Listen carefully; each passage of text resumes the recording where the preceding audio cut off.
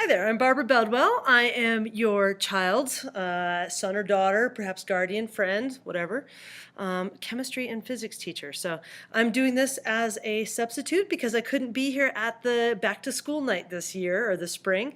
So I figured I'd record a quick little hello and give you a taste of what your child's chemistry kind of setup is like and give you some overview of what the class is all about. So my contact information is there on the screen.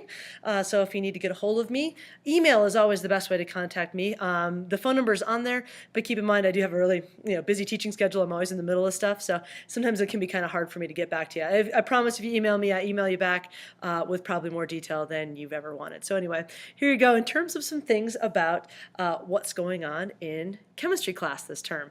So a couple of things. This is intended for parents and guardians. This is, like I said, kind of a substitute for the back to school night.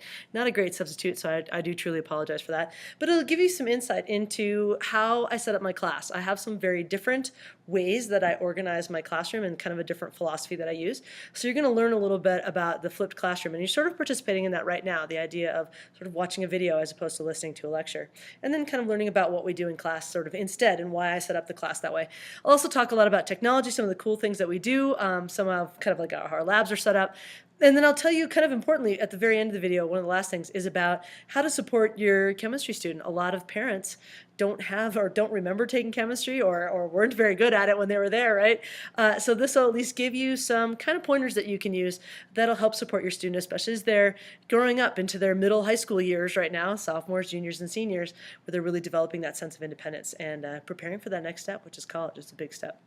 All right, so moving on. Chemistry classes today look very different than they did certainly when I was in high school, but even as few as 10 years ago.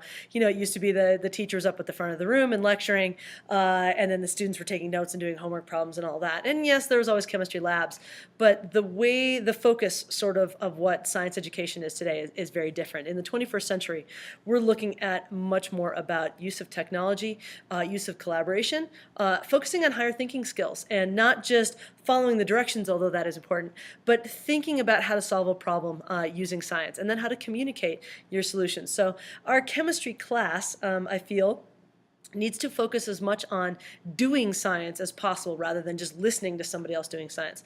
And this is kind of the core philosophy behind kind of everything else that I do and the way that I set up, that you learn science by doing science. And I am teaching it via chemistry, but this sort of thing kind of applies to all of our science. And we have some really cool technology that we're going to be able to use, but labs are definitely kind of one of our hallmarks in terms of what we've got in our class today. So speaking of technology, some of the things that we do have and we don't have, one of the things I find about students is that even though students are on technology all the time, they really have no idea how to use it responsibly or use it in a business context. So a big part of what I do is I use the Chromebooks on almost a daily basis. It's the center for how I spread information or share materials with my students. I kind of do the less paper classroom as opposed to the paperless classroom. There's still some paper, obviously, but I use my Google Classroom as my central hub. That's where everything's posted, links to all of my videos, links to homework, things along those lines. Focus all of our labs are basically done on the Chromebook through Google Drive with Google Docs, sometimes Google Sheets and things like that, which is a spreadsheet program. And I kind of focus on teaching kids how to share documents, how to edit documents, how to kind of turn things in and manipulate things in the digital world. So it's important, by the way, with Chromebooks to make sure that your student is charging their Chromebook at home every single night and that they bring it to class pretty much every single day. I mean, our textbook is on the Chromebook, all of our labs and things like that are on there. We still use a paper notebook, but we do lots of stuff on there. So if they can bring their Chromebooks charged to school, that would be very, very helpful. Please have them charge it. I tell them when they plug in their phone at night, they should plug in their Chromebook right next to it. Speaking of phones, I do have a no cell phone policy during class. One of the most common excuses that students want to use when they text during class is it's my mom, or it's my grandma, or I forgot something at home. So please try to do your teachers a favor and try not to text your students when you know they should be in class, or at least not in my class. Other teachers have different policies, but my classes are so busy and so full of materials that the fewer distractions that they have, the easier it is. Obviously, if there's an important text that has to go through, I get that, and I tell students that they can ask, just like they they would do on a job, like, hey, I really need to take this. But in general, please try to limit the texting during your student's class period. The other cool thing that comes up is we get to use these little guys. There's a picture one on the screen. This thing is called a LabQuest. You can kind of see the little graph that's on there. These are little handheld computers. They have touch screens on them. They do data collection. It's like a miniature computer that's hooked up into sensors. And so I teach my students a lot about how to deal with data sets and collecting data, which is definitely a privilege that our students have that a lot of students at other schools don't have. So another way that we can use technology in terms of data collection at work. So there you go. I try to do a lot of technology stuff to try to kind of help prepare our kids for that next bit. They may not be doing chemistry in their future. They'll definitely be using computers, technology, cell phones responsibly, et cetera, hopefully as they get into their lives. So you're kind of participating right now in what I would call the flipped classroom.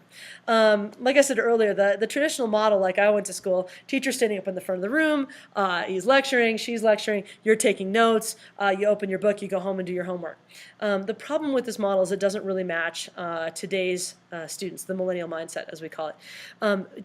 What we find here is this is a really common thing, is that a kid will sit there in class and write all this stuff down, go home and try to do their homework, and of course make lots and lots of mistakes. Spend an hour doing math problems all wrong or whatever, and then we come back to school the next day and we're trying to get them to kind of unlearn the wrong thing and try to relearn the right thing, or they never really get to the high quality problems. They do the easy ones, but they never really get to the harder problems in the homework because they're harder and they need support and they can't really ask questions. And it's usually the harder questions are the ones that we really need them to be able to do. So what the flipped classroom model does is it takes this and turns it on its head. What I try to do is I try to lecture at home, and then I try to do the homework at school, which I know is kind of a backwards idea. But this is kind of how I lecture at home. I'll record little videos like this. They're usually introductory videos to kind of introduce a topic or some vocab, or maybe practice problems or things like that. And a kid can watch that at home. Pretty much guarantees success, right? You can sit on your couch, put your feet up, you can hit play, you can kind of be relaxed, you can rewind if there's something that you didn't understand or a concept that you needed more more listening to. If I could speak, that would help, right? Anyway, and then when we come to school the next day, we practice with that particular skill. So I'll have them do, example problems or building a model or doing some math, something like that, where normally they'd be trying to do that math at home unsuccessfully. Now they can do it at school with supervision, where I can be walking around helping them. It also helps me give them that higher level thinking piece, where I can give them that immediate feedback of, yeah, you're on target, or, oh, need a little bit more work or more development on there. It also lets me kind of differentiate too. If kids are at different places, then I can kind of help them at different places, rather than trying to lecture to a group of 30 people, 5 of which are really excited about it, 5 of which have no idea what you're talking about, and 20 of which, are just trying to stay awake. So again, it allows me to kind of flip that classroom idea on its head. And it's definitely a different kind of idea. It does require that your kids are watching videos at home. That's their homework. Maybe doing some notebook stuff. It's just a little bit of a different style than maybe you're used to. So going along with that, what do I actually do in class, right? If they're doing all their homework at home. So a lot of times I'm going to ask them higher level questions. As opposed to teaching them the basic words, I'm going to ask them to start to apply those words or those concepts, where we focus on the thinking rather than the receiving of information. It's much more active than simply listening to a lecture, which tends to be very passive, and kids tend to zone out. If I'm asking them questions or making them build something or draw something, they kind of have to be a little bit more on in terms of mentally, or I can see right away if they're not. Again, it allows me to give them feedback and tell them if they're on the right track, or give them really specific targeted things like, oh, you really need to watch this number, or take a look at how that equation's written, so that they can get that piece that they need that's tailored right for them. And that's that differentiation piece as well, where I can give them what they need, as opposed to sort of trying to aim at the average class student, which is, when you aim at the average, you hit almost nothing. It also, more importantly for me, the 2 last ones that are on there. Number 1, math tends to be a huge weakness for about half of chemistry students. Some of them are great and they can run away with it. Great. Then when you can do those harder problems, then you're kind of challenged as well. And if you're struggling with the basics, I can help you with your basic algebra. But we need that practice with math. Our students are pretty drastically low on their applied math skills, and chemistry, especially in physics, gives them really an opportunity to do that. Number 2, and my favorite, is that allows me to do labs. That allows us to do projects, activities where they're doing some research to try to solve a problem using science and technology. That normally you try to do something really quick and fast. Here's your little cookie cutter recipe, right? Try to do it real fast. that to me is not an effective use of time. If I can do the lecture at home and I can use my class time to really make kids think, to me that's a benefit. And even if kids aren't necessarily watching the videos at home, which I know some of them kind of cheat and they don't do that, I can still kind of aim my classwork at using the class to do the good stuff as opposed to using the class to do the boring stuff. Let them do the boring stuff at home when they're comfortable sitting in bed, right? So if your kid is watching a video and they're saying it's for science class, they're probably actually telling the truth. Kind of weird, right? But that's kind of how I have it set up. Going along with this is another concept which is called mastery grading. The way I grade this is definitely much more individualized, and it's based on the idea that enough isn't enough. You have to understand something and to be able to do it correctly and independently in order to be able to know it. One of the things I always hated as a student was the worksheet mentality. Yeah, here, complete this and turn it in and you'll get your points. And an A is just simply whether or not you could handle turning in papers. It didn't necessarily mean you understood anything at all, and I really don't like that, especially as a scientist. I certainly wouldn't want the professionals that I work with to have that sort of an attitude. I joke with students all the time, like, you really don't want your, surgeon sit there and go, well, I turned in all my homework, I'm ready to operate. You want someone that's got practice, that has demonstrated skills, that is proficient at whatever their particular ability is. And so a lot of what I focus on in a chem class here is trying to teach kids to be self-aware of what their own understanding is. And that's what we call mastery grading. Are you there yet? Are you proficient with this particular topic? If not, then take some more time. Let's revisit it. What else do you need to get up to that? Where can I find those little pieces to build your understanding? Or if you get it and you want to go further, awesome. Some people really love science and really want to go way deeper than other kids do, and there's opportunities for them to really expand upon their learning with no penalty, no additional necessarily homework. That was one of the things I hated as a smart kid, was that I just had to do twice as much homework as everybody else. That didn't seem fair either. So it's a way to provide kids with the appropriate level of challenge, but yet enforce that idea of understanding rather than just completion. So again, it's a little bit different, and that kind of plays out with a lot of the other things that I do. So there's a lot of flexibility in due dates, and there's a lot of flexibility in things like when they take tests and when they turn their notebooks. That's very different from other classes. But again, it's putting the responsibility in the students' hands so that they can build their self-awareness and give themselves feedback about whether or not they're really ready. And these are skills that they need in life, especially in college, but especially on the job. You kind of need to be able to know if you're doing your job correctly. And if you're not, you need to be able to give yourself that feedback and self-motivate to do it as well as you need to do. Some of us are always overachievers, but we need to make sure that everybody is kind of aware of whether they're achieving at all or not. Okay, mastery grading, a little bit of a different system. So this plays into kind of how the whole classroom is set up. There is an overall set of points. I wish I could kind of do standards-based grading, but this is a high school class. We do need to do GPAs. We have a kind of a combination of things here. So on the bottom right of that corner, you can kind of see the overall layout for how this particular class works. 30% is the standards. That's that notebook. That's the proficiency-based piece that a kid has complete and utter control over. 30% is tests. They have to be able to demonstrate that they're proficient. And they can demonstrate that in the notebook, or they can demonstrate that in a multiple choice test. It has to be kind of a combination of the two. My tests aren't completely multiple choice, by the way. There's open-ended kind of essay questions, things like that as well. There's also a lab component, so they have to be able to kind of be working in groups, be able to write, organize data, things like that, and that goes into the labs part. And then at the end, there's a final exam that's for the semester that kind of summarizes all the big ideas that we've got. So in terms of the standards-based piece, the mastery-based learning, the proficiency piece, you can kind of see my setup there on the left in terms of kind of how grades are associated. Basically, a kid gets one standard per idea or one skill, and the notebook is laid out so that there's one page per idea. So it's very clear. Here's skill number 1, here's skill number 2, here's skill number 3 for this unit. The gold grade, if you kind of do what the average thing I should think you should be able to do, I call that proficient. This is kind of what your typical regular chem student should be able to do. It's not amazing, but they at least get that big idea in terms of what it is. And I call that proficient. The grade that I'll give them for that assignment is an 82%. It's a low B. It's not a great grade, but it's better than a C. It's not average, which is really what it should be, but it's that kind of a low B range. If they want to get an A in the class, they're going to have to do more than that. If they only need a C for the class, then they've got some flexibility. You don't have to be great at everything by the time you get to the end of the term. You just have to be decent at a variety of things. So there's flexibility in there in terms of doing well. So again, the average that I would consider that target is an 82% proficient. Kids have the option then of doing slightly more or more in-depth work to get those higher level grades, an advanced or an exemplary, which would be the A grades if they want to get that. And that all goes into the standards-based kind of part of their grade. So if a kid really wants to get an A in chemistry at the end of the semester, not only do they have to be decent at the standards, in other words, keep their notebook organized and kind of develop or demonstrate through the course of the notebook that they understand these concepts, they also have to be pretty decent at taking tests. There's some flexibility there, but they have to be okay at it. You can't just do the notebook great and then get F's on all of your tests and expect an A for the class. They balance one another out. That's why the standards are on one side and the tests are kind of evenly weighted to each other. Some kids are great at taking tests, for example, really not great at the homework part, so they could do really well on a test, but maybe not so great in their notebook. And again, it'll still kind of balance out and you end up with a B or something like that. But again, it's kind of a multiple kind of layer system. So if you have questions about this, please let me know, because in terms of sending me an email or something like that, I could probably answer your specific questions, because I know this is definitely unusual. Furthermore, about standards, because it's mastery based, kids can always revisit standards. There's no such thing as a late notebook, because let's say they tried to get something done by the time the test was done, didn't quite get it but did their best, and then they go back later, have that aha moment, like, oh, I finally get it.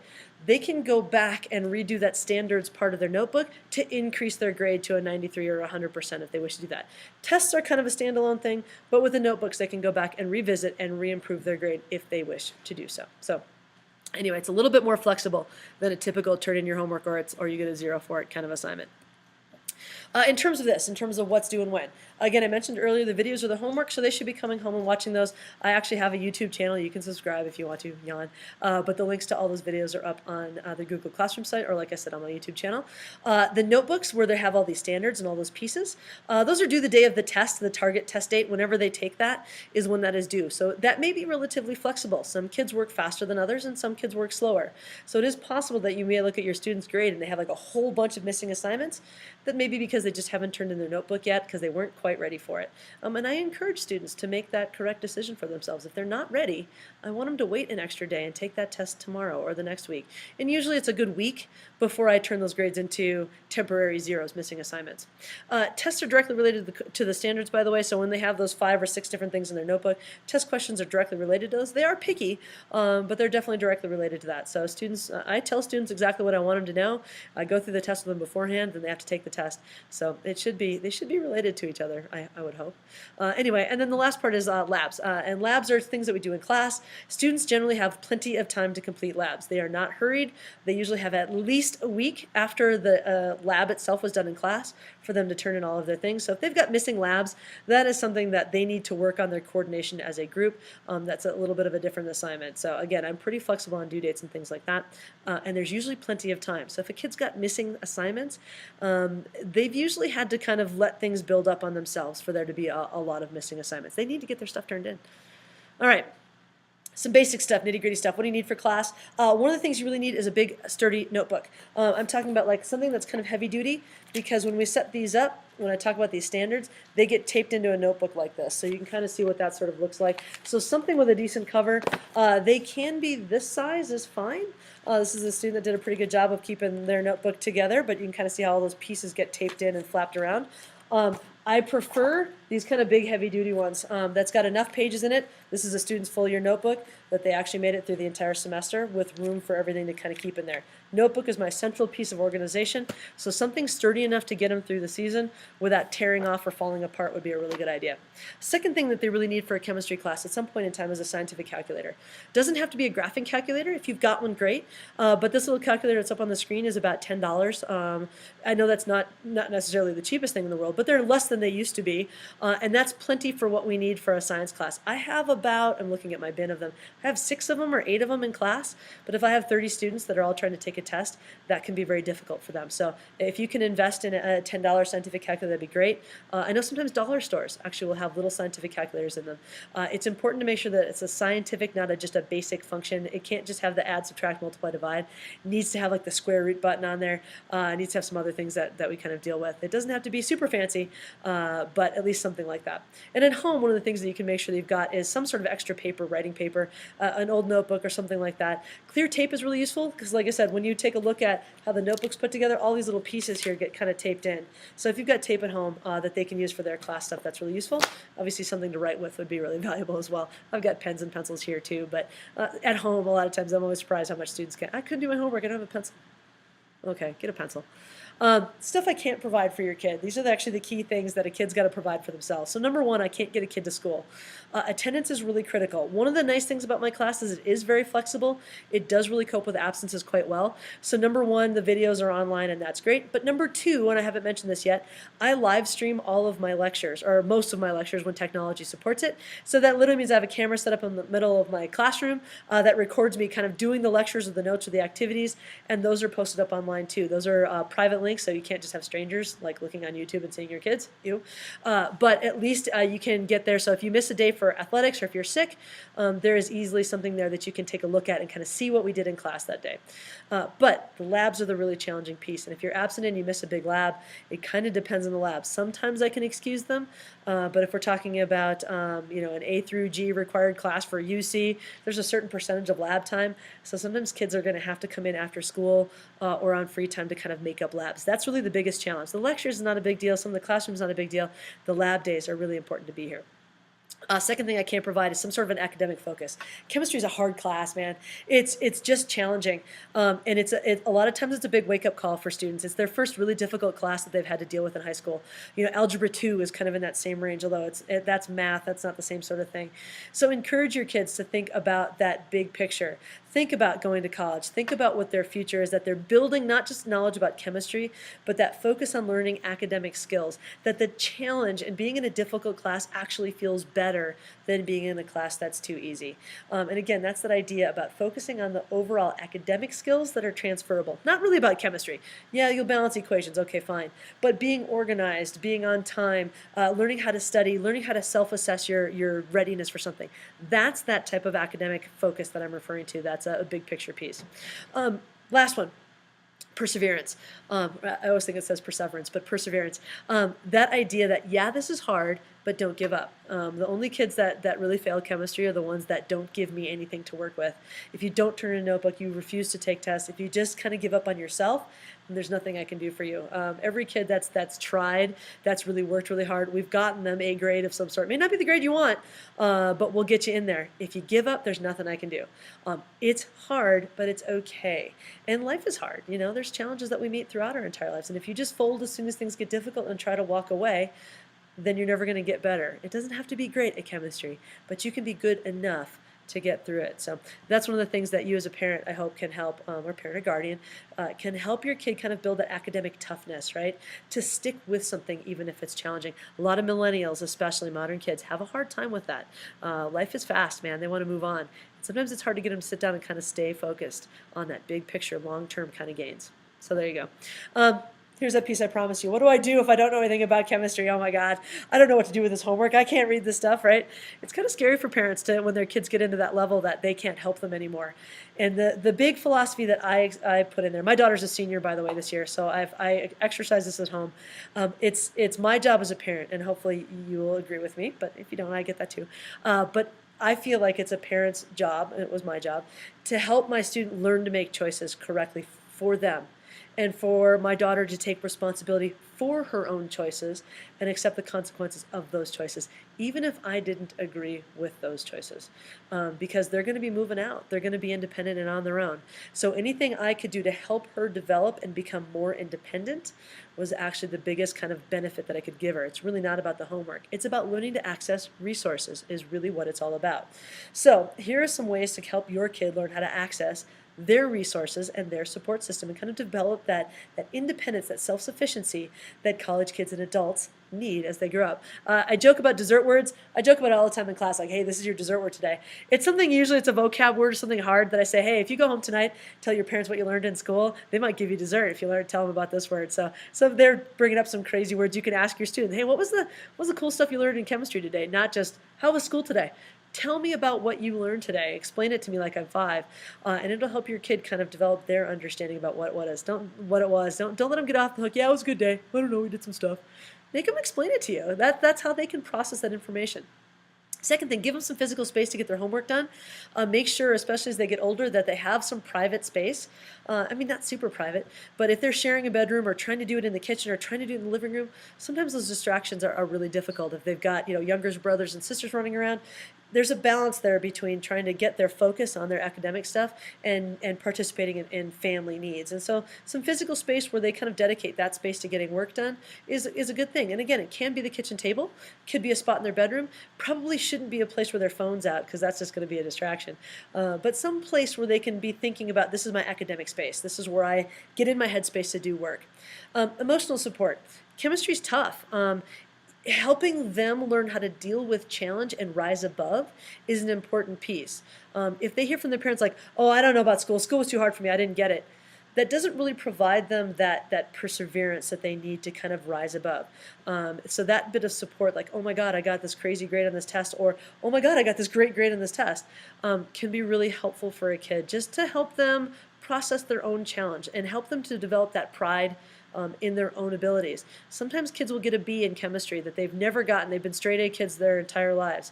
Sometimes that B is the most proud they've ever been of a grade because they've gotten A's before just handed to them.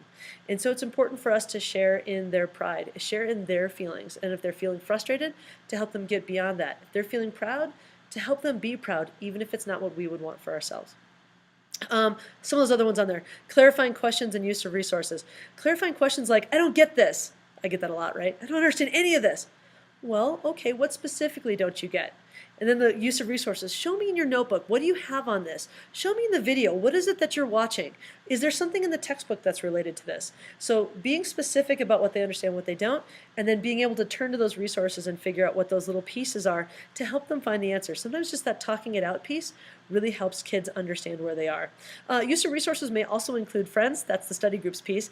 As kids get older, they're doing a lot more of the group chat thing where they're chatting with each other via their cell phones. So sometimes that can be okay. But study groups is really important for kids. Kids learn a lot socially. Talking it out is important. So if you can help your students invite groups of friends over to actually do homework, they have to actually do homework though. That's a really helpful piece for them to kind of be able to have some time to work together and talk through things. And then the second to last one, yeah, time management. They have time to work on their chemistry stuff. I guarantee you I do not rush deadlines. So if they are feeling frustrated and oh my God all the time, that's probably some decisions that they've made. There is no nightly homework in my class. So if they put off some homework for a night because they had something else to do, that's fine. But eventually that is going to have to come back around. So kind of helping them kind of make decisions about time management, planning, scheduling, looking ahead at the big picture. Those are all things that we as parents can do help with, even if they're in calculus or AP Lit or whatever French that we don't know anything about. And this is good rules for sort of any class. All right. I just want to say thank you for tuning in tonight. Again, this is tough. Chemistry is a really interesting period. I am honored. I love working with chemistry students. It's really fun watching them develop that sense of maturity, that pride in their own abilities, and that ability to see a challenge as being a good thing. It's one of my favorite things about being a teacher. I love working with teenagers, and I love chemistry too. But it's really fun to get to know students and to get to learn who they are and see how incredible they are and what each one of them brings to my class is always a valuable gift that I take out of knowing every one of my students. So you as parents, you are more important than you know in their lives. And I know as they get older, sometimes they turn away. But I guarantee you that they are paying attention to how you respond to them. Whether you support them, whether you leave them alone, whether you wash your hands of them. Hopefully if you're watching this video, you're probably a supportive parent. But anyway, the more that you can help them develop and grow, the more helpful or the more great that they're going to be. Man, it's just like I said, it's fun to watch them grow up. So anyway, there's my contact information again. Thank you so much for watching. If you have any questions, please don't hesitate to email me. I am always there for your kids, and I'm definitely always there for you if you have any questions at all. So thanks a lot, and hopefully I will be seeing you again. I hope to meet you in person. Have a good night.